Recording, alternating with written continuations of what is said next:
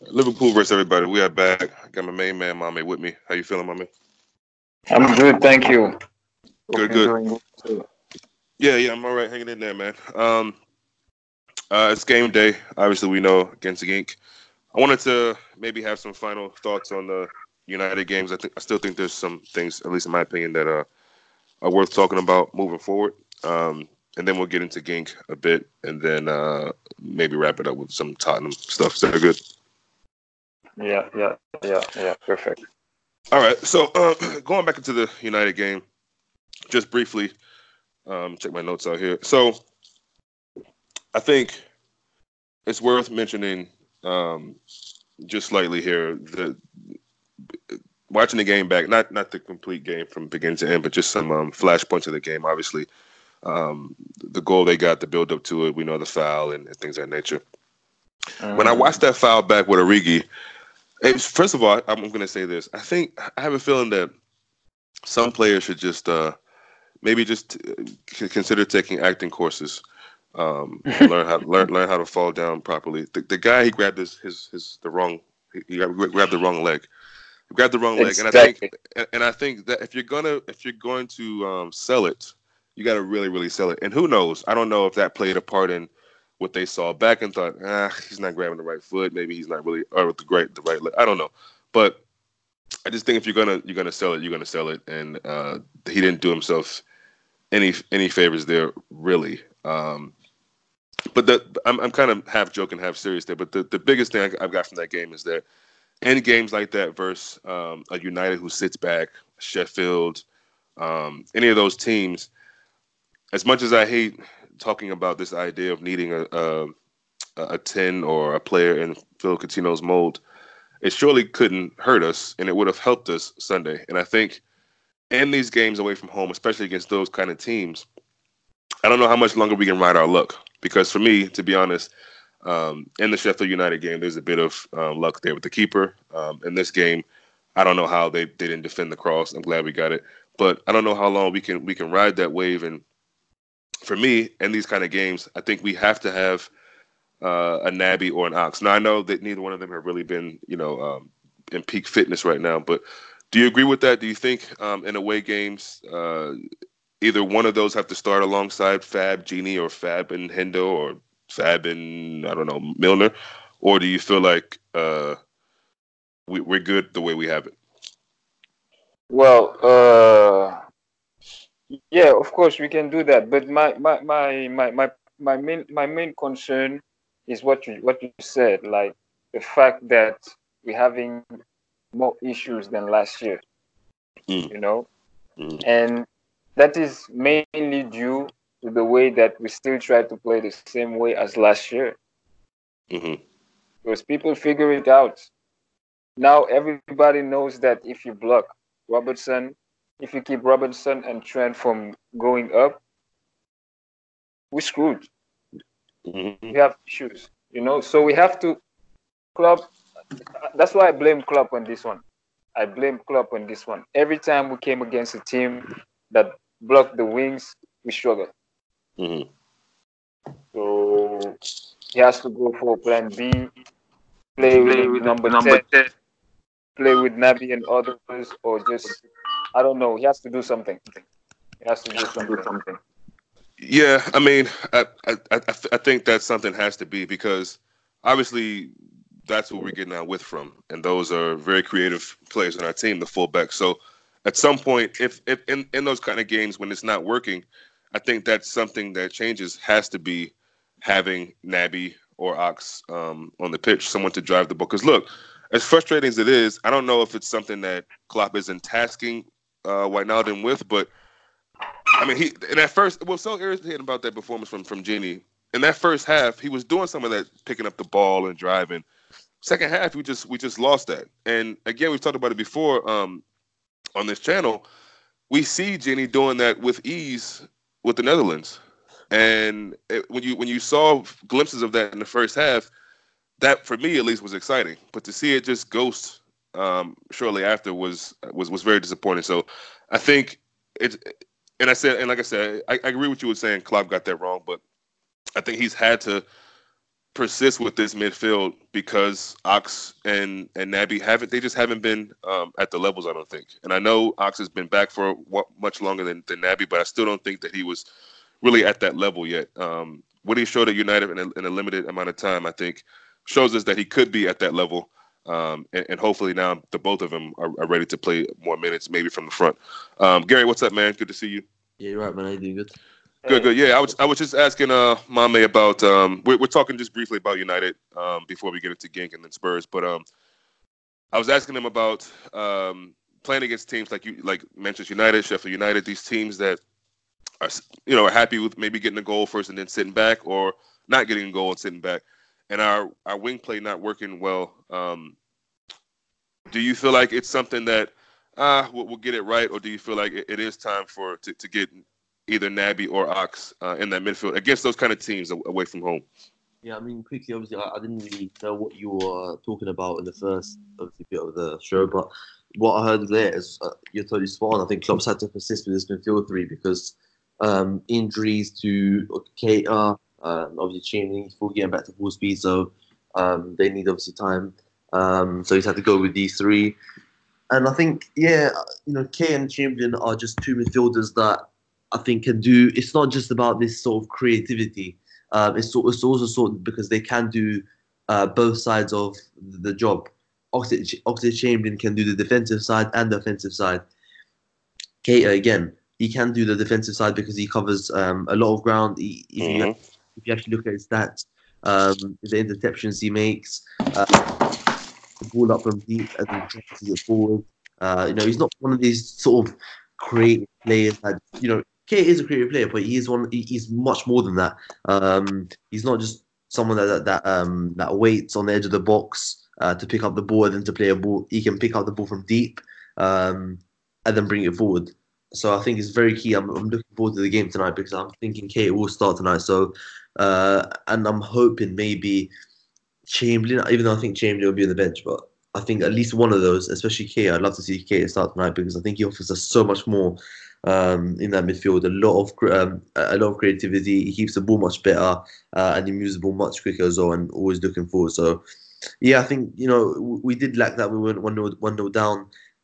It just didn't look like we were going to score until we made those substitutions, which were substitutions. So to be honest with you, those I can't wait for those players to come back to full fitness, to come back to full match fitness and get into the rhythm, because they're going to be they're going to be so key to us, and they're going to help us improve a lot. Yeah, I agree. Well, let's leave that there. I kind of wanted to get into the VAR and the lack of transparency, but that'll just put me to sleep. So let's go to Genk. and speaking about them being ready for a game like this, look, we got some guys out. Trent's not going to be. I don't think Trent even made the trip. Matip, same situation. And I personally am a little unsure about Salah. I say that because I see him in training and all that, but I wonder if Klopp thinks, you know what, let's not risk it in Genk. We got a big game coming on Sunday, which we'll get to. But are any of these players being out? We'll stay with you, Gerri. A concern for you when you look at who we're playing against? Do you think, not having these guys? Obviously, there's a question mark about Salah, but definitely not having Trent and Matip. But is that a concern for you going into this game against pretty much an unknown? To be honest, I think having those few players out is always a big miss because they're in our because they're in our first team. They're always starting week in, week out. Obviously, what Trent offers us on the right side as a fullback, no one can offer us. Whether it's Milner, Gomez, or whoever, no one can offer us that those deliveries from the right hand side. His passing, everything. So we're always going to miss that. But at the same time, with Matip, I think I'm a bit more relaxed about it because I think because it's Genk, we've got a few centre backs that can cover their Lover and Gomez, so we should be fine. But I think we'll win tonight. I think we'll see a good performance. I'm hoping we haven't been that great away from home in the Champions League, so we should be good. And yeah, as I said, a few changes here and there. Hopefully Trent's back. Trent will be back for Spurs, but hoping Matip will be back for Spurs because that's the game I'm really, looking forward to, and that's obviously the bigger game out of the two. Yeah, Mame. Same question is as Gerri said, it's obviously always going to be a loss when you're missing your starting players. But with that being said, and knowing that information, are you concerned though? I mean, we know we know it's a loss, not having them. But are you concerned with those losses, or do you feel like having Lovren come in and maybe Gomez at fullback, or maybe something out of the blue, like I don't know, Ox at fullback. I don't know, but are you concerned with those two guys and maybe even Salah not playing in this game against Genk? Yeah, well, no, not really. Because for me, I won't say it's an easy game Hmm. or it's not important, but Tottenham is way more important than this game. Hmm. Hmm. Matip, Trent, the fact that he's not even in the trip, it worries me a bit because that might be that might mean that he might be short for Tottenham game. You know, Yeah, it's possible. It's possible. so that's kind of worrying. But Hmm. for Matip, no problem. We got Lovren can come in. We have a good backup there. Salah, I'm glad he's in the team. That means that he's ready to play. He might not even play or even start, but at Hmm. least he's ready. Yeah. That's a good sign. But for the rest, nah. I think that we have more than enough. Yeah, I mean, I agree with both of you guys. Let's keep it real. Our form away from home, the facts are have not been good in the Champions League. That's just the cold facts. And it continued this season against Napoli. Genk is such an unknown, man, and it's obviously the way I look at these kind of teams is they're in the Champions League for a reason, and it might be easy for us as supporters to think, oh, this should be a walk in the park. Doesn't really matter who we have on the pitch. Not saying you guys think that, but you couldn't really knock a supporter for saying that. At the same time, they did get smashed by Salzburg, but they kept Napoli. We all know to a 0-0 draw. So um, I'm concerned slightly. Just because it's away, just because it's it could be a tricky ground, tricky side. You never know what's going to happen. At the same time, I'm confident in the team, and I think having Lovren come in, if that's what he does, or Gomez, or whatever the case may be, um, again, it's not a huge drop off from what we already have. So I feel pretty confident going in. And as far as Salah, like my man said, it's nice to know that he's at least available and can play. I would like it if, for example, if he didn't start, I would like us to be able to perform well, much better than we did against United, especially with the front three guys, without having Salah, if that's the case. But if he's ready to play, then obviously, excited to see him on the pitch. Um, so yeah, Gerri, give me a starting 11 that you would go with against Genk. Starting for the game. Hmm. In goal, I'd go Alisson. Hmm. Right back, I'd go with. Ooh, um, I'd go with Gomez at right back. Okay. Centre backs, I'd go with Lovren and Van Dijk. Left back, Robertson. Midfield three of Fabinho, Milner, and Keita. And then, if Salah's playing, then obviously Salah, Firmino, Mane. If not, Mane, Firmino, and Origi. What was your midfield again? Fabinho, Milner, and Keita. Okay, got it. Mame. Yeah, I'll go with the same. The same Same as 11. same as that lineup. Okay. Yeah, Same as Gerri. yeah, and what do you again? Not knowing too much about this team, but knowing full well what Liverpool are capable of doing. What is your idea of what the score would be? Staying with Mame. Score prediction. Well, listen, I sometimes watch the Belgian league. Hmm. Watch Genk a couple of occasions when they Do play FC do you Bruges. know do you know where they are in the table in that league right now? They're in the top five Top five. because Okay. Bruges is first, Mm. and they lost yesterday to PSG 4-0. Right. You Right. know, Five. five. It's those kind of teams that you see how PSG played. I won't say they struggled, but individual players, some like Mbappe with good quality, finished the game. You Yeah. know, the game was not that tight, was quite tight, for I for a see. long period. And then Mbappe just came and did some easy stuff. Yeah, And I feel like when I glanced at that score, that I saw that the goals came much later in the game. So I wondered how exactly, they kind of came in quick succession at some point. But yeah. exactly. I think they scored like 3 goals in less than 10 minutes or something like that. You Okay. know. Okay. So yeah, I think it's gonna go the same. It's gonna be the same thing. It might not be as heavy, but we will score at least 3 goals. Okay. So are you thinking something like 3-0, 3-1, or Yeah, something where we something fall like asleep and maybe okay. So you don't think it'll be something where we fall asleep and like Salzburg nah, did? nah. Okay. Okay. I think after that Manu performance, it was a wake up call, man. I Let's hope think so. Let's hope so. boys will Let's hope be so. on their toes. Yeah. Gary, same question, man. How do you think this game is going to go? As far as goals. I think I said on Sunday. Yeah, I said I think we'll win the game 3-0. Mm-hmm. And maybe it might affect us in terms of, obviously the right hand side, Gomez isn't that good going forward. Mm-hmm. But I still think that will be good enough to win. And to be honest with you, I'm not really. Yeah, maybe a performance would be nice, but I'm not really interested in too much of the performance. I just want the result tonight in the Champions League. Away from Rome, let's just go get the points. Even if it's like a 2-0 comfortable, nice, win, I'm fine with that. It's just more about the result tonight. And obviously seen a bit of a few things of Keita. But then, as I said, Sunday is all my focus at the minute is just on the Premier League.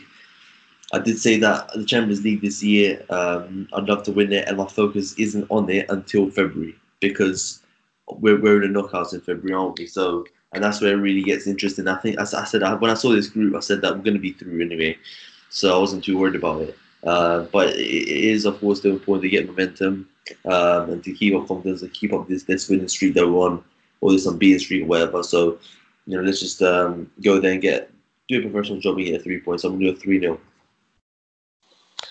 Yeah. I mean, I think that's a safe score line to go with.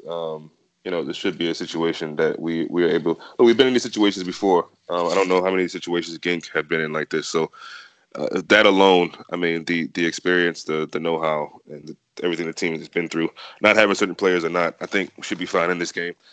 And I look forward to it being pretty comfortable. It could be 2-0, 3-0. But I do think I agree with both of you guys that it should be something that we should go out to Belgium and handle pretty smoothly. So the group stages, yeah, they kind of are bore sometimes. I mean, sometimes you'll have like really nice fixtures. These away But for ones, these away ones are a bit boring. I just can't be bothered. yeah, it's a bit of a drag. I just love seeing us Anfield. You know what I mean? When we're Mhm. but they're gonna come and it's gonna be. I think it's gonna be maybe of a scrappy game. I don't know, but Yeah. these ones are a bit like Red Star Belgrade, and it's Mm. games. They're a bit of a sometimes a bit of a boring ball fest sometimes. But as I said, let's just go get the 3 points. As I'm not really too interested in how it goes. As long as we keep a clean, I like a clean sheet, 2-0 win, 1 whatever. As long as we get the win 3 points, because obviously I want to keep on winning and keep the confidence up and keep the momentum up going into other games like Spurs, Villa, etc. That. Yeah, it'd be nice to see Allison get another game under his belt as well. But yeah, looking forward to that today, and hopefully the next time we speak, we'll be talking about Liverpool. Like you said, just getting the win somehow, some way, and be ready for Spurs. Moving on to Spurs. Listen, I'm sure you guys by now know the score line with them in Red Star yesterday. Now, is that something that I need What to what be? what was the score line? I didn't I didn't even check them. I'm pretty sure it was 5-0. Well, Okay. I said before the match that don't be. Can you not hear me fine? Yeah. Yeah. Yeah, I said before the match. I said I don't know. I think I said to my friend. I told him Red Star. They're not the worst side when they're at home, but when they're away from home, my word, they get absolutely battered by everyone. They got battered 4-0 by us last year. 5-0 by Spurs now, 6-1 by PSG away from home. You know, Yeah, they're just a poor team. So I'm not interested really in what Spurs were doing last night. They're not going to be coming up against Farmers. Right. They're going to be coming up against Liverpool at Anfield. And I think we all know what's going to happen on Sunday. They're going to get beaten once again. I like the yeah, confidence. You say that. Go but ahead, the, my man. but the thing is, Spurs lacked of confidence, and yesterday they might get some more Mm, confidence out of mm. that game. Yeah, I kind of tend to agree with that way. Listen, I think yeah, to me it's almost a mirror of the United game in terms of another team that traditionally, or at least over the past, I don't know, 4 or 5 years, whatever, have been kind of punching up there with the top four teams, right? And this season, they just don't even look like themselves. You would expect us to, at home, demolish them. But as Mame said, maybe this game have given them something. I don't know. I mean, Dele Ali came out and said what most players would say. Who knows if he's telling the truth or not? But they're 100% behind the manager, and they know how good they are, and that win may have given them a spark. You never know. I mean, people search for all types of things to give them a boost in life and sports. So yeah, I mean, it could be something that helps them in this game, gives them a little bit more fire. I don't know, but at the end of the day, again, it's Liverpool versus a team that seems to be down right now, and I think we should be looking to take full advantage of them being down at the moment right now. Yeah, Gary, go yeah. ahead. Yeah, that's right. I will say it was especially as Anfield. No, you can go on the question. Yeah, yeah. Yeah, So they're bottom. Anfield. I'm sorry. We say, my man. I say Anfield is something else, man. There's Yeah, no yeah, way and we're dropping points there. It's yeah, not and yeah, possible. yeah, yeah. No doubt that gives you a lot of confidence. What was the score there last season? 2-1. 2-1. Salah. Uh, Or Lloris did that little. Um, right. and they could have won it. Remember Sissoko when a runner Van Dijk that brilliant defensive 2v1 for Spurs, and Van Dijk defended it really well, blocked the pass to Son, and Sissoko skied it. They could have won. But I just think it was a game where I think where we actually started really well in that first half. I remember it really well. We started really well in the first half, could have had a couple of goals, and in the second half, Spurs got into the game more and more. They got the goal. And then they got the goal right, and 75 minutes, Fabinho comes on. I think he comes off for Henderson, and then we end up winning 2-1. And yes, I don't know why Fabinho wasn't starting that match as a six, but Henderson, that was the last game as number six for him, and it was atrocious. He had an atrocious game that game. I remember that one as a six. He got overrun in the field by Dembele, Musa Dembele. Or did Dembele play? Maybe I can't remember. It was Sissoko, one of those two. And yeah, we beat Spurs 3 times last year: 2-1 away from home at Wembley, 2-1 at home, and 2-0 in the Champions League final. So Pochettino. He's only beaten Klopp once, and it was the game where I actually went to, the one for the 4-1 defeat, the Love and Disaster class. So I think we'll be fine on Saturday. I can't see us winning 2-1 or 2. I think it'll be a comfortable win on Saturday. I just can't see Spurs leaving us. Whatever they've done against Red Star Belgrade is fine. I mean, I think me and you could probably get in that team or on the bench or something. So what I was watching last night, it was awful, absolutely awful. I sometimes just think about how they're professional footballers, with some of the decisions they're making. But yeah, I mean, it's just on the weekend. They drew to Watford. They've lost to Brighton. They're being smacked up by Bayern. Obviously, Watford bottom of the league, can't win the game. They nearly did. They probably should have. VR screwed Watford over. So I think Let's talk about that. What's that? Is that the goal from Dele Ali? yeah, and the foul that the should have had. Right. Okay, gotcha.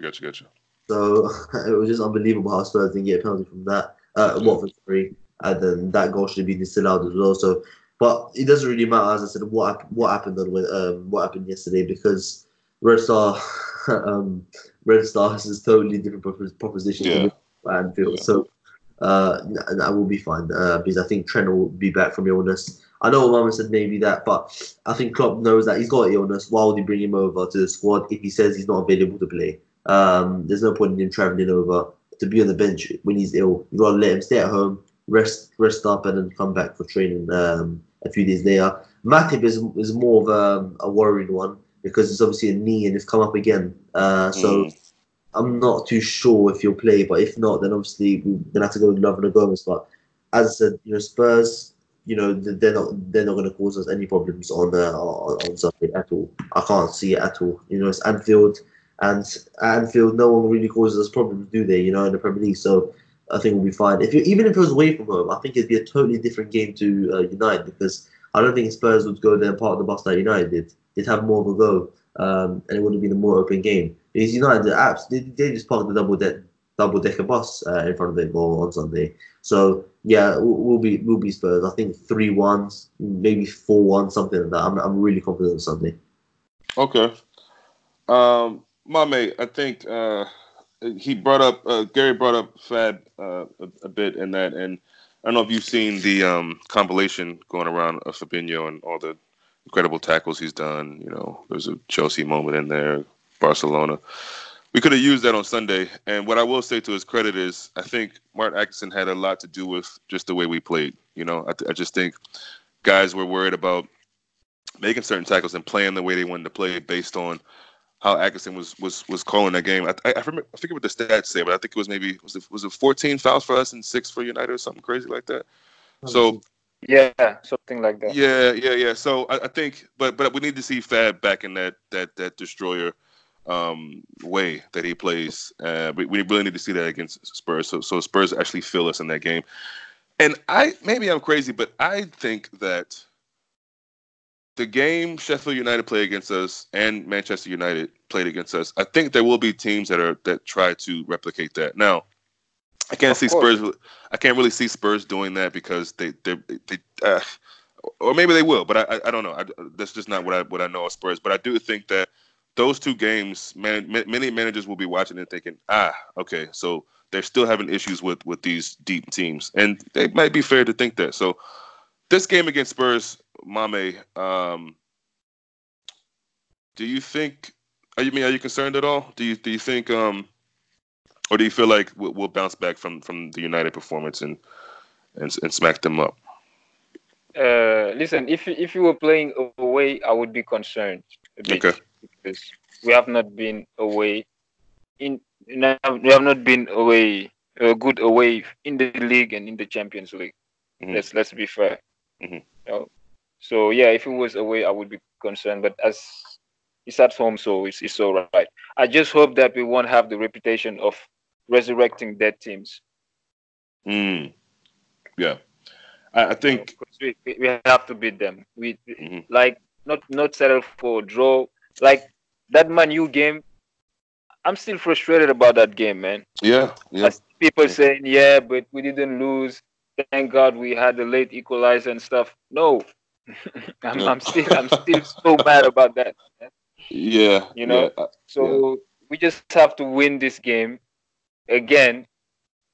It might not be like we might not destroy them 3-0 or 4-0. I just want a win and keep moving. That's it. I mean, that's kind of the name of the game, isn't it? Right? But at this point in the season, it's about just getting the wins, and that's in all competitions for the most part, but specifically Champions League and the league, and however we're getting them, we just need to be getting them. And yeah, I feel a lot of what you're saying, Mame. The frustration still lingers. The truth of the matter is, we've lost one game in 2 seasons. I think sometimes we forget that.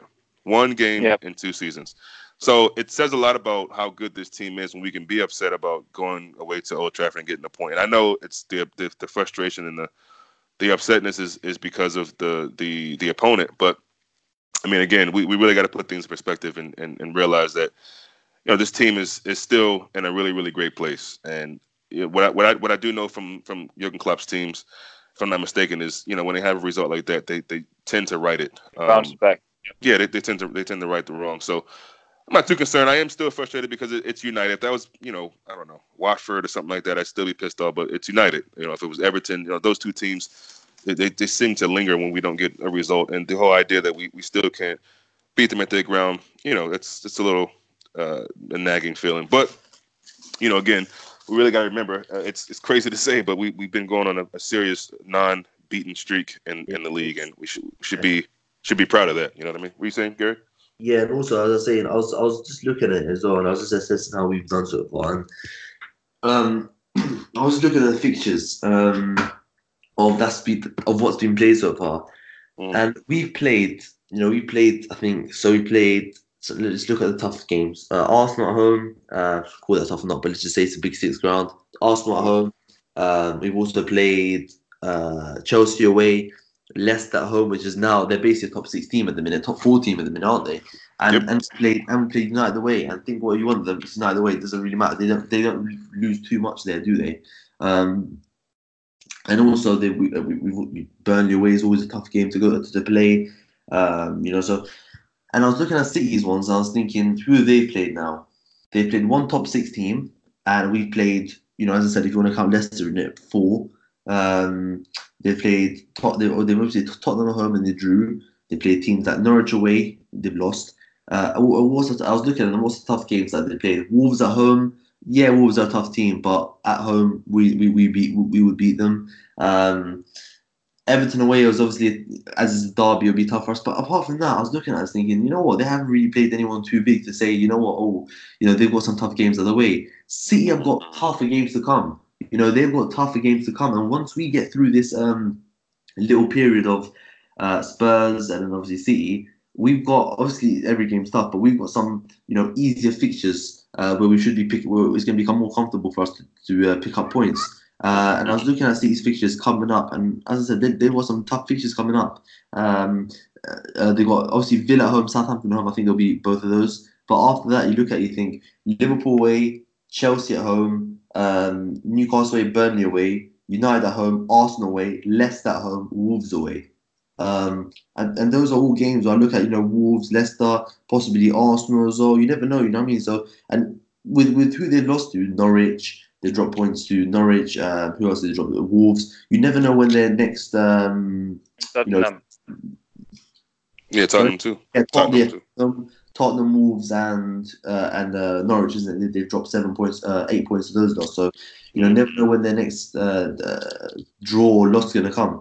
But with Liverpool, I just think that I've got an expectation every game. It's because of how we don't give up easy goals to concede. Obviously, maybe a couple of games here like Salzburg, but we don't really give up easy goals to concede. And I think we're just strong defensively. But with City, on the other hand, even though they beat Atalanta 5-1 yesterday, right, which was a good win for them. Yeah.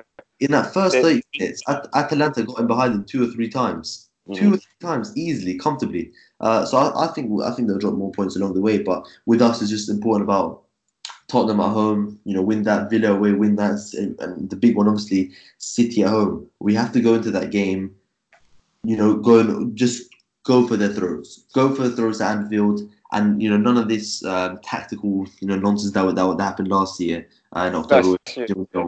You know what I mean? We have to go for the throw and just attack the hell out of them and just absolutely destroy them because they're there to be got at. They're there to be got at. And we'll have Fabinho in the team, unlike last year where we had Henderson. Fabinho's going to be in that team, ready to break up play and all that stuff. So, we're, even though we haven't made any signings right this year, I just feel that this team learns and they get better and better every year. As individually as players, they get better, and as a team. So, maybe the team has improved in terms of signings, but the team has improved in mentality and individual performances by game basis. Yeah, what does the stat go? Is it we're undefeated when Fabinho starts or just plays in general? When Fabinho started the game, we never lost. Okay. So clear. Do you remember away at City where we had Henderson, Milner, and Wijnaldum? Milner went on for the 55th minute. Fabinho comes on for 35 minutes and we pushed City back and we pinned them back and we looked such a better team. Such a better team. Because what happened was we went to a 4-2-3-1. We put Fabinho and Henderson as a 2, then put Wijnaldum on the left, Mane on the right, Fabinho as a 10 and Salah up front.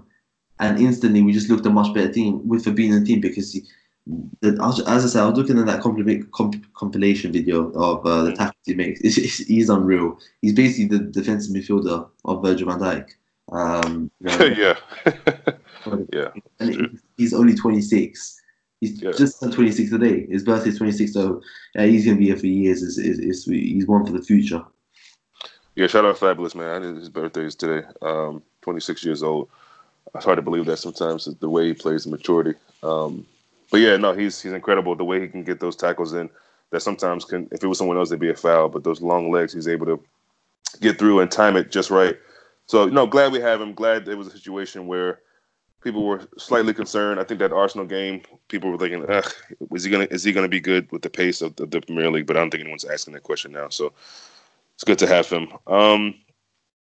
So Spurs, Mame, I don't know. Let's do a score prediction for Spurs. Oh wow. I'll go with 1-0. Yeah. Okay. Um, and let me just ask another thing about this. Back to the midfield a little bit, and then I'll get Gerri's score prediction and all of that. Can you see? And obviously, this has a lot to do with how Ox and Naby are able to get along, or to look on the pitch if they get their chances, say against Genk.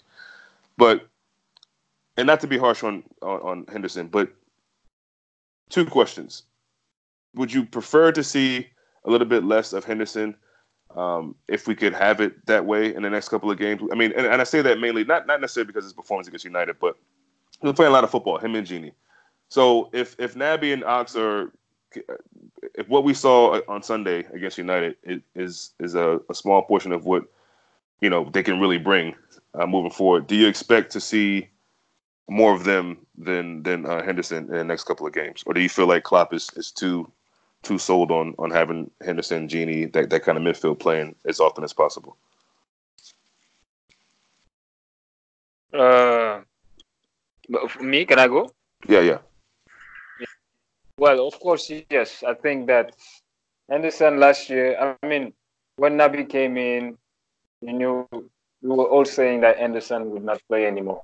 I mean, not as much, Right.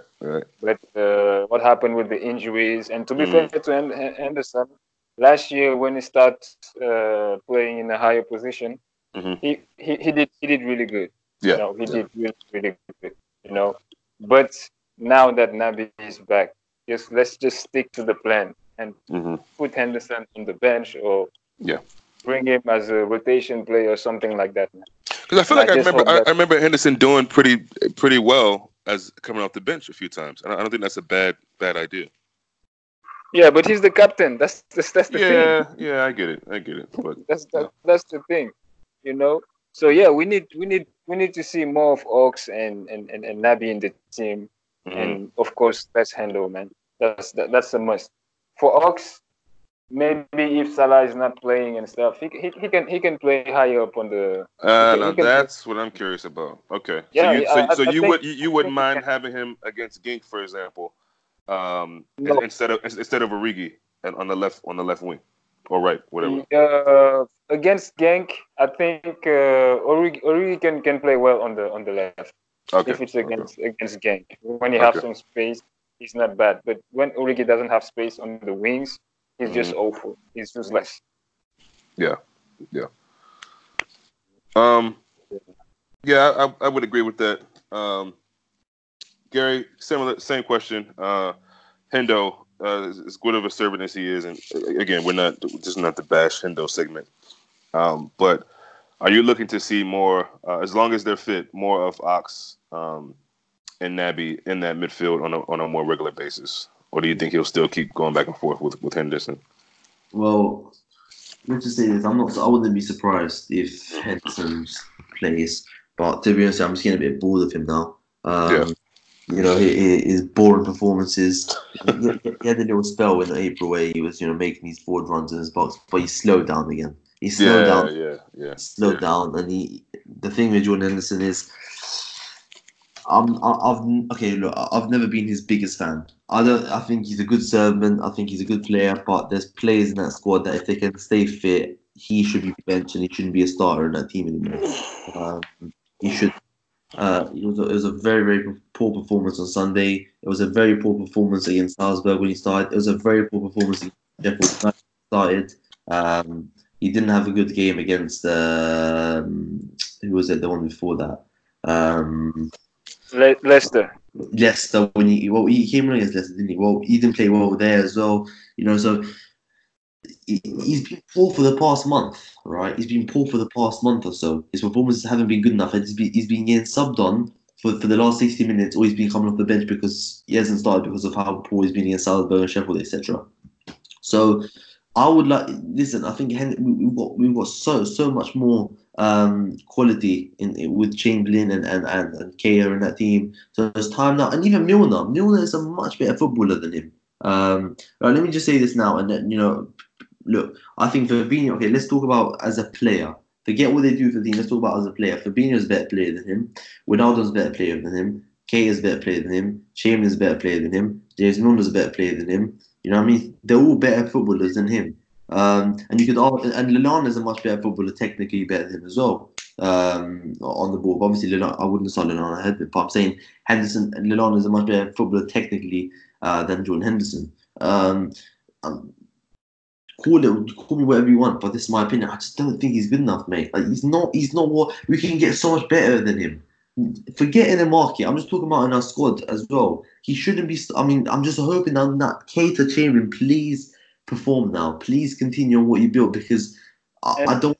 Because we can get so much more in that midfield, offensively and defensively. Because all Henderson's doing in 70 minutes was pointing his hands left and right.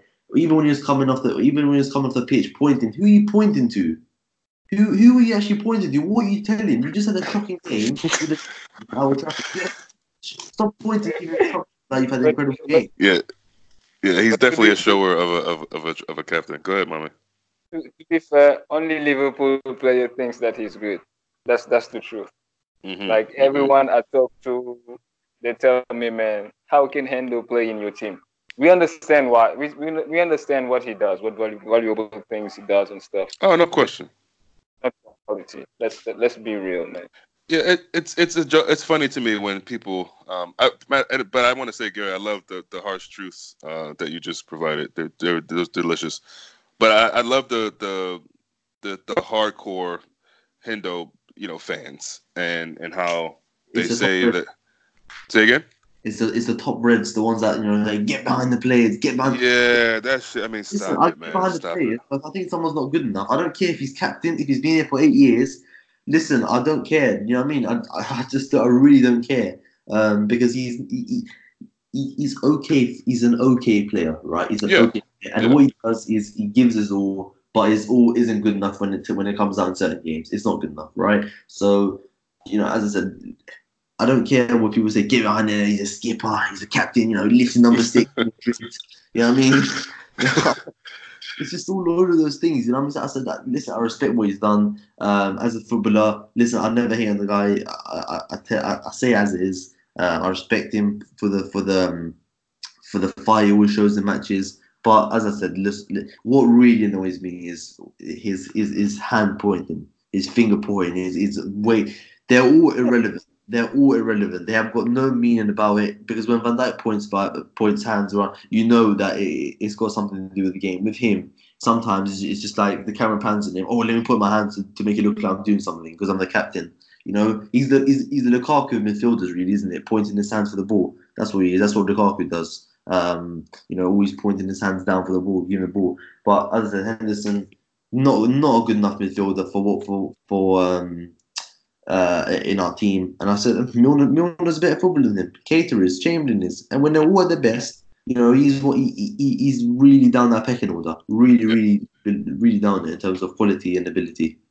Yeah, and I mean, quite frankly, as much as I love Fabinho, Gini, in that midfield, it's just when those three are there, and I know that's Klopp's tried and true and tried and tested and all that's fine, but it's too samey. It's just too samey. And I think we need to start breaking it up and switching it up. If for no other reason, just to give teams a different look, so they don't expect something different. Because look, when we go up against certain teams with that midfield, I think other professional football players have an idea of that midfield, especially if they have a decent midfield themselves. So they come against Liverpool and think, okay, well, this might be a little bit of jammy, a little bit tough and physical in the midfield, but bypassing them won't be that hard. If Fabinho's good and all that, but it's just too same. There's no creativity coming out of that midfield, so no one's really worried about that. Now, when you're looking across the pitch and you see Naby and Ox, it gives you something else to think about, And so as well as the managers, as far as how they set their teams up and the tactics they choose. So, yeah, I mean, I think we're all singing from the same hymn sheet. I think we all would like to see a bit more of Naby and Ox and a bit less of Hendo. And to be quite honest, I know I just bigged up Genie the other day, but I could do with a less of Genie too. Personally, that's my opinion. For right now, I can do with seeing less of Genie, because the fact of the matter is, as much as I love him and as much as good as I think that he is, and maybe even underrated. Whoa! Was he in one of the 7 players for the Yeah, Ballon d'Or? yeah. Okay, wow. But Yeah, no Robertson. No Robertson. I Okay. don't know. I mean, yeah. I as I think said, they were like Robertson would be too much. They, Yeah. yeah, that's no. the reason, though, isn't it? I mean, when I look at the Ballon d'Or, I'm not interested. I had a little Oh yeah. scroll. No. Same. Not Same. interested. I think we know that. I think we all know that. As Klopp said, more players should be in that list for us. Yeah. Yeah. Because of the season we had and the individual performances. I bet Ramos was there, Marcelo, and all that. I'm not old to be too surprised, but no, I think I agree with you with Wijnaldum there. As I said, Henderson and Wijnaldum are playing far too many games. Yep. And I think now it's like Kate and Chamberlain are back, right? Now let's see now how it's gonna pan out. Let's see how many games they're gonna play. Obviously, Chamberlain has been back; he's always been back. But the more minutes he gets, he's gonna put himself into contention a lot more. And I was really encouraged on Sunday, but by those two, even though they didn't have a lot of time. I mean, Chamberlain had 35 minutes, but Kane only had about 10. But I was really encouraged by the performance. They opened, my brain up a bit more to think that, wow, I forgot how good these two actually are. You know what I mean? Because we've been stuck with this boring Henderson and this boring Wijnaldum sometimes as well. So in the second half, he just completely disappeared. Wijnaldum. I thought he had a decent first half. He was battling, getting into challenges. He skipped past a couple of players a couple of times, but in the second half, he was non-existent. And as a Henderson, non-existent for the whole 70 minutes. Fabinho, I thought, was quite poor in the game as well. But not gonna go on him at all, because that's his first bad game since when? Yeah. No. He gets a pass. Honestly, He he gets gets a a pass. Yeah, Henderson been poor for a month. I said on Sunday, that I said that let's go with Henderson, Fabinho, Ronaldo again for Spurs, right?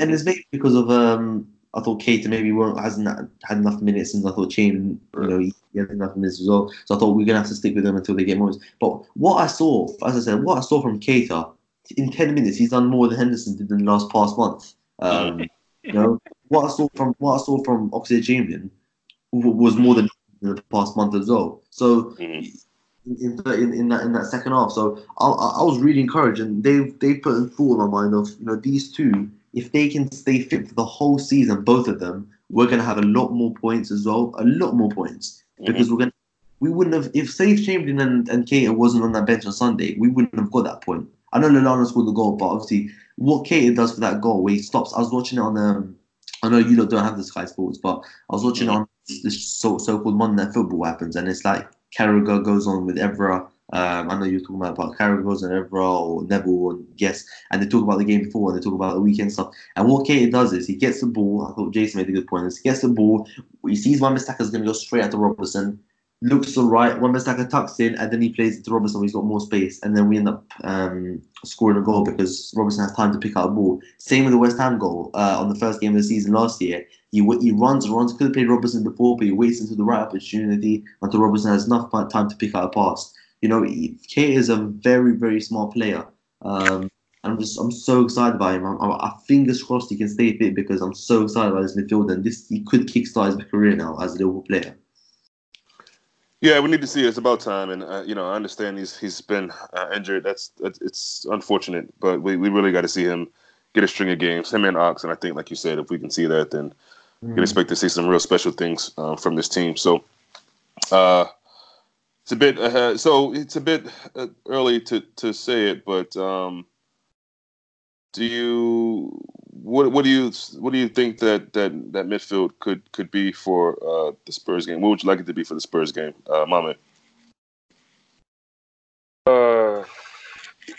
I think it will depend on tonight. Okay, yeah, fair enough. I think it will depend on tonight. But of course, I want to see Naby, Fab, and probably Genie. Yeah, I think if I don't see a change in midfield tonight, I'd be really really surprised. And honestly, Yeah. I'd be really irritated if it's Genie, Hendo, and Fab again. I'm going to be highly upset.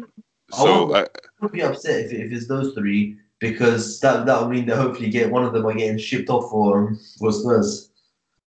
yeah, I mean that's a good way to look at it. That makes sense. And that's cool. But I just they if for nothing else, you just you got to switch things up. You got to. Yeah, I mean, that's why you have a squad. You got to switch. I mean, I don't care if the one changes Milner. Just don't have it the same three that we've been seeing. yeah, he Throw definitely, something different in there, man. Please. I don't. Yeah. yeah, Uh, he definitely. I wouldn't be surprised if we see more of Lalana as well in these run of games. Yeah, yeah, That definitely. wouldn't surprise me at all. And to be fair, he didn't look out of place against United.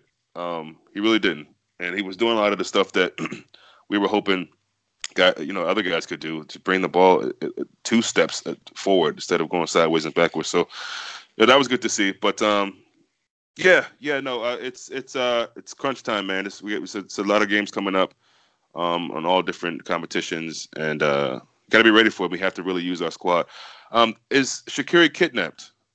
Someone kidnapped Shaqiri. I mean, I don't. What's happening with Shaqiri? I don't understand. Just when he's coming back or something like that.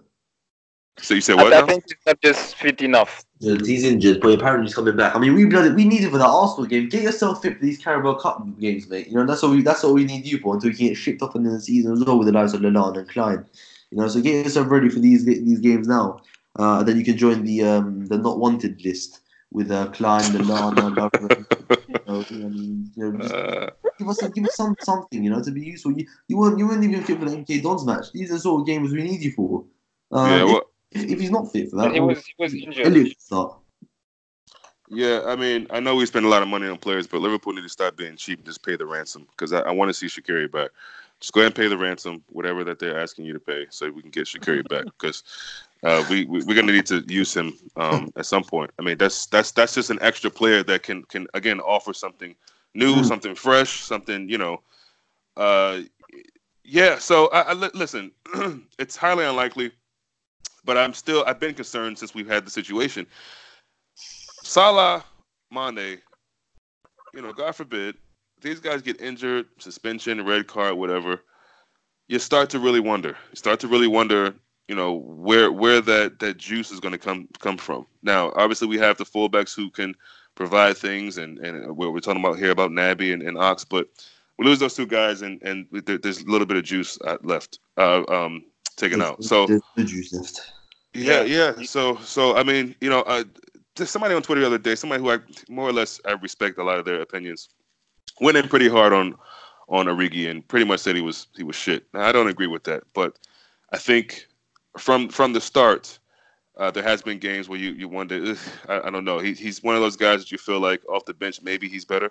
Yeah, I'm not gonna go that far and say he's shit, of course, because he's done amazing things for Liverpool. I think the guy even went on to say, why did he get an extension? So obviously I don't agree with that. he's more But of if he's going to start games, he's more of a home player at Anfield.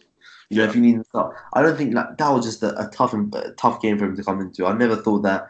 I thought he'd do okay, but I didn't. I thought he would. I didn't think he'd have a massive impact on the game. I think he possibly would have had a bit more than he had. Maybe I was just wrong thinking that because of United parking the bus. And he wasn't going to get a lot of space to take on the fullback 1v1. And obviously they were doubling up on that side with Lindelof and Wan-Bissaka. They might as well brought Michael Carrick in that midfield to partner them. Look, also I wanted to quickly say something right on the midfield. So Keita starts tonight, right, and he plays really, really well. And he's playing Genie or Milner, and he's rested Hendo because his thoughts are for Tottenham. If Keita plays really well tonight, I don't want him to say, "Oh yeah, Henderson was rested for this game, so he plays." No. Yeah, but see, that's probably what's going to happen Because of Keita's performance. He's played so well that he deserves a spot in the team. Do you know what I mean? So that's what I want to see. But yeah. What were you talking about again? I forgot. What were we talking about? Yeah, no, Salah Origi, weren't we? Salah Origi. Yeah, the juice.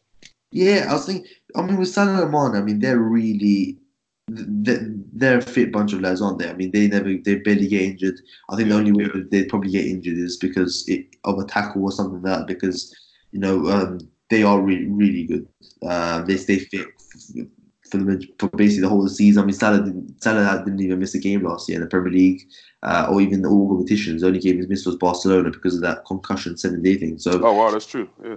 and he's obviously missed the United one. He's probably back tonight. So. No, they're for a bunch of lads. I don't really have any worry about them getting injured if it's like a muscle or something. It's more of a tackle just like the Chowdhury one, for example. You know what I mean? Chowdhury makes a tackle and Salah gets in. We're very lucky that it's not longer than the 2 weeks that he's been out for. So Yeah. I mean, if it's for a game or two, Origi can fill in, but if it's for a sustained longer period of time, then you would start seeing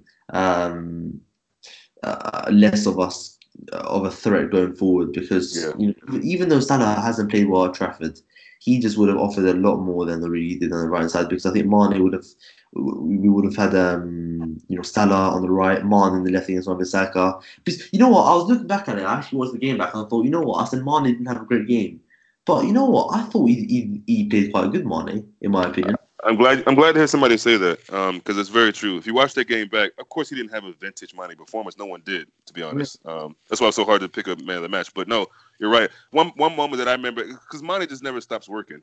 You know, he never stops working. And remember that pass where he had no business saving that ball from going out of bounds. No business saving that ball, but he did it. Get the pass to Firmino. Firmino probably should put the ball in for Origi, but I don't know if he sees him peripheral.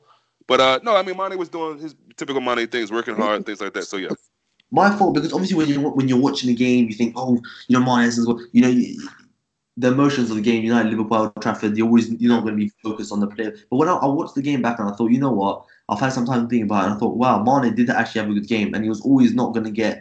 He wasn't going to be vintage Mane because of as United the way they're set up, so he wasn't going to find a lot of space. But I thought he dropped into pockets of space really well. He was a nuisance for most of the game. He scores the goal, which obviously gets disallowed. He bullies Lindelof for that goal, and straight bully that guy. Oh my god!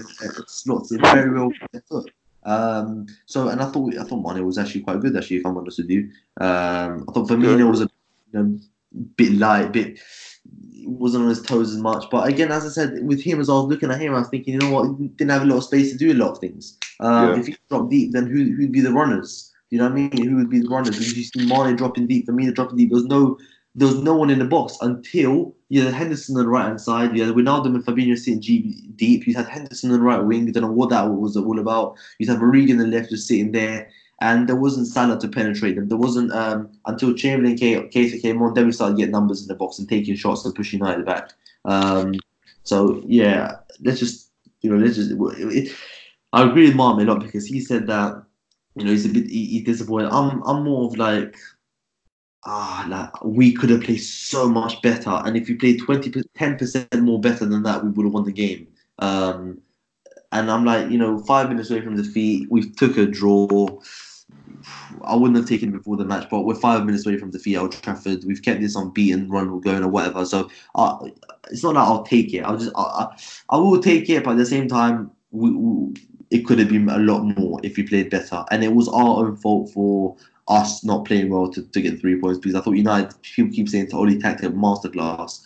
Playing 5-3-2 isn't a masterclass. It's just parking the bus, So I agree with Mame there. I can understand his frustration. Definitely can understand it because we should have been playing much better than going to Old Trafford. But it's just sort of a hoodoo ground. We can never seem to go there and win. Yeah, and you got me thinking more about Mane because I think he also puts in Firmino for that disgraceful shot that he put in. But the header, I think it was off his head. I mean, so Mane was doing more than I think we thought from the first look. And that's what you love about him, man. Because even if he's not scoring goals, he's trying to do things. He was the guy who was trying to pull them away while celebrating that goal. And so no, I think Mane was doing little small things that if you watch it again, you'll see. But yeah, man, just excited. It's still exciting time to be supporting Liverpool, and I'm still happy with the team. And I think. By the time Spurs comes, even now and hopefully we're getting slowly but surely getting the United thing out of our head because we're gonna have to anyway, especially the players. So we'll just move on, keep working, keep fighting. I do hope. Shout out Matip. I do hope he's okay. I do hope that this is not going to be some restart of his injury issues because he's been doing so well with that. So hopefully he's good with that, and it's just a precautious thing. I think that's what Klopp said anyway. Nothing major, but it's major enough to keep him out of this game. Same with Trent. I mean, those viruses, they could last long. Sometimes they're a couple of days, sometimes 24 hours. So hopefully he's good. And because I want a strong team against Spurs. I don't want this situation where we're missing 2 or 3 guys.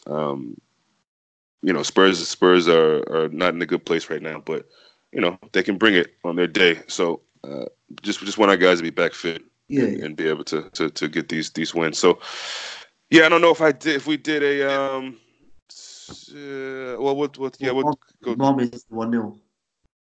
1-0 for what? Yeah, for Tottenham. 1-0. Yeah. So what did you go, Gerri? Well, I said 3-1, but I'm gonna go 4-1. Oh, wow. Wow. Okay. Yeah. Are they still are they still without the Lloris? Yeah, Lloris out until New Year. Okay. Yeah. I mean, listen, I think the guys that, for me, I mean, obviously Kane is Kane, and he's getting a lot of stats for getting penalties. Kane's not even gonna have a chance to score to get a chance in the game. He's gonna be sitting there. He's gonna get bullied by Van Dijk. Son's more of a threat. Lucas. Yeah. So I was gonna say Son and Lucas are the guys that if they want to do the Sheffield or Manchester United tactics, they could have those guys off the break counter. Yeah. Definitely Son, definitely Lucas. Ali, I'm still not sure about him. But I think those 2 dudes they can have. They'll probably have what's his name in the middle of the park, physical guy, the French. So so they probably have Sissoko there, maybe Winks. Yeah. So but they look, that looks like a torn team, and I thought United looked that way, but I don't care what Dele Alli says. It in the last few results, it just didn't feel like they were playing. Well, he said that they're 100% behind their manager and all that. Obviously, that's not true because there's clearly players there that don't want to be there. Yeah, Danny Rose is one of them. So I don't know. It's the end of that team for Spurs. I mean, a lot of those players now. It's like we're all getting older. Vertonghen, Alderweireld, they're all getting older. Rose, Rose, I think he's 30. Alderweireld, then Vertonghen are in their 30s. Lloris is in his 30s, so it's sort of a team that Sissoko is nearly 30. So it's a team that's slowly becoming, that needs a rebuild. Whether that's the manager or whether that's the players, it needs a new fresh, a project, something to look forward to. Because I thought some of their signings, Ndombele is a decent player, but as I said, I wasn't really totally convinced by him. Sessegnon, I've never really been convinced by Sessegnon. I know he hasn't even played yet, Sessegnon. He's been out for 4 months. He's got injured. Yeah. So, Lo Celso is out now too. They signed Lo Celso again. I've never been. I watched him at PSG. He played as a holding midfielder role. Now he's moved advanced. I'm not too sure about Lo Celso.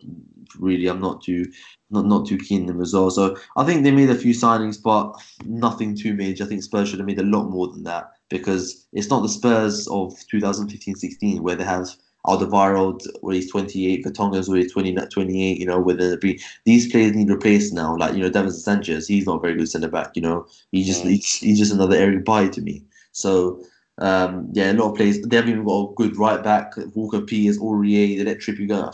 The Spurs are in a bit of a mess, and we have to go there and punish them. I think that's what we will do. That's what we will do on Sunday in a few days' time. I think we'll be 3-1 or 4-1, something like that.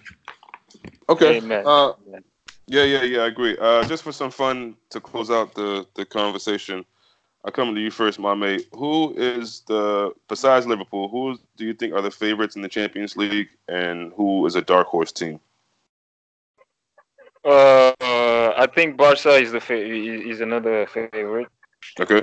Barcelona and maybe PSG. Yeah. A lot of people aren't saying that, but I think this is the first time. This is the first time I picked PSG as a favorite. Yeah. Now, is Neymar fit for them right now, or is he not fit? No, he's injured for another month. No, he's injured for a month. Hey man, I think they're looking okay without him. They're not playing really any great teams, but yeah.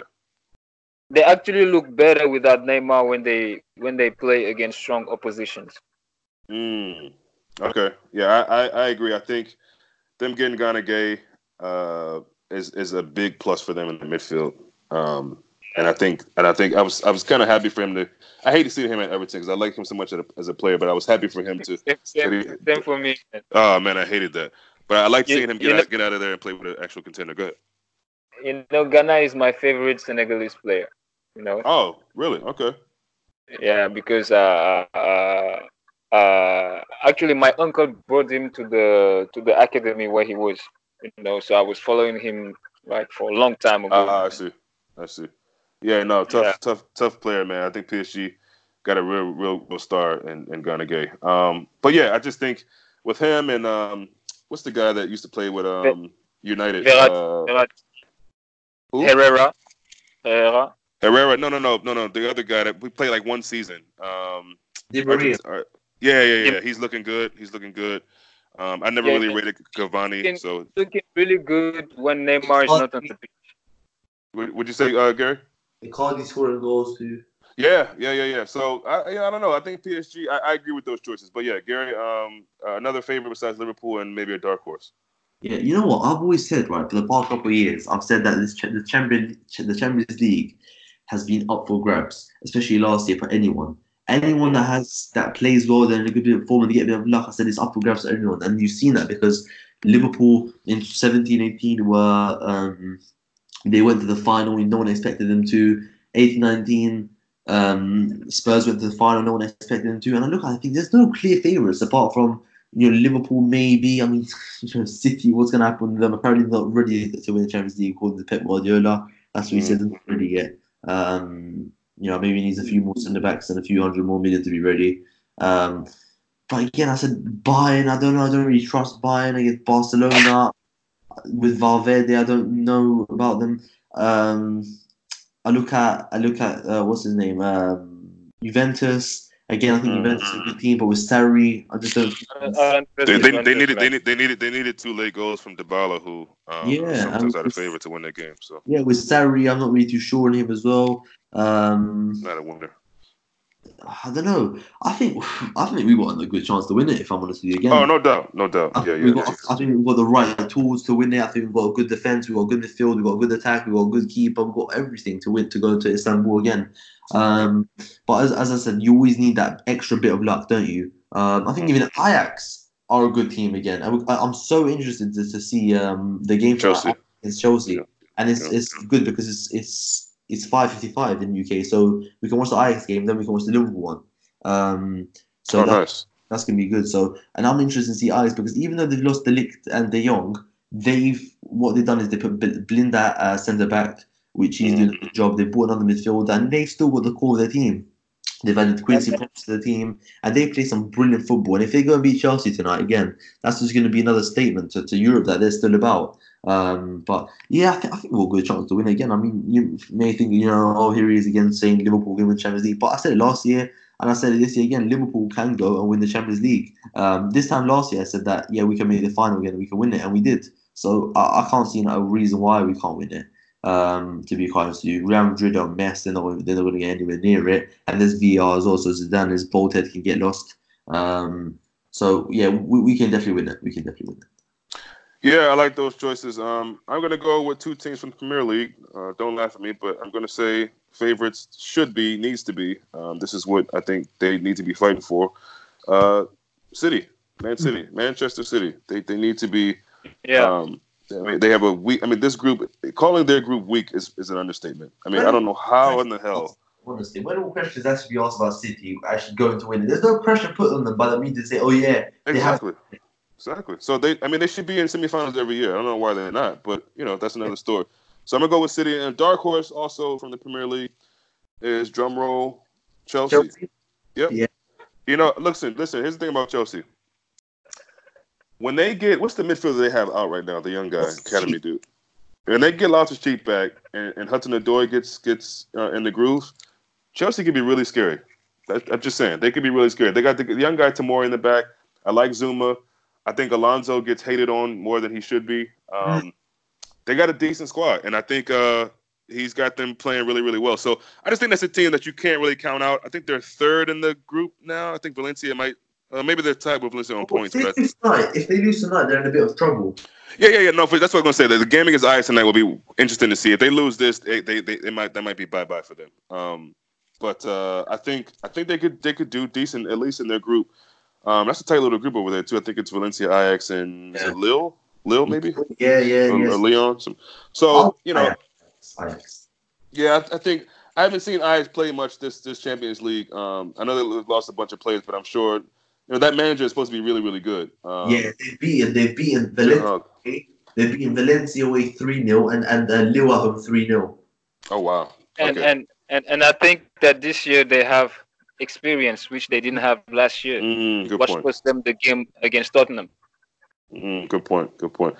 Yeah, so we'll see, man. I just thought that was a nice little thing to end with, and hopefully I'll see some of the other games today. Yeah, I didn't realize there were so many different times in the games today. Good game as well. Into Dortmund. Into Dortmund is that today? Okay, good. Yeah, all the good games have been on today, which is annoying. There was barely any good ones yesterday. Yeah. Some of these group stage games definitely are poor.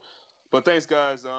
We're about 10 minutes past an hour now, so thank you guys for giving me your time. Really appreciate that, and look forward to speaking to you guys again soon. Yeah, nice. I'll see you later, mate. All right, boys. All right.